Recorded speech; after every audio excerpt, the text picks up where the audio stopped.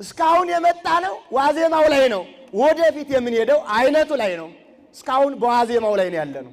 የመከራ ዋዜማ የፈተና ዋዜማ ነው።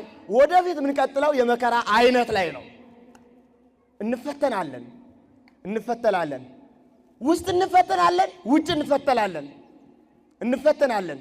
ሰላም ያሳጣናል። እንስቃለን፣ እናወራለን፣ አይሰማንም። ምን እንደጠፋ አናቅም። መኖር ነው። እንበላለን፣ እንጠጣለን፣ አለቀ። እንደርሳለን፣ እንመለሳለን፣ አለቀ። ምን አይነት ክርስትና ይኑረን? እንዴት ነው የምንከተለው?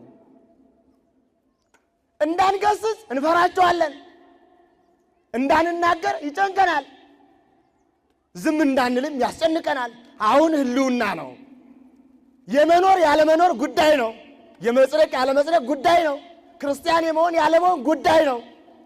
ምን ሆነን ነው የምንከተለው? አስቡ። እኛ የመከራ መዓት እንደ ድንጋይ ወፍጮ እየመንደመዥ እየዞረ ታቹነን ምንደንስ ሰዎች ነን። እኛ የቤተ ክርስቲያን ጥፋት ታች ላይ እየጮኸ እየዞረብን እኛ እናወራለን። አሁንም አይገባንም። ሞትም አያግባባንም። መከራም አያግባባንም። የቤተ ክርስቲያን ጉስቁልናም አያግባባንም። የክርስቲያኖች መንፈሳዊ ሕይወት መጓደልም አያግባባንም። በየቤታችን ይጠፋብናል። ወዴት መሄድ እንዳለብን አቅጣጫ አናይም።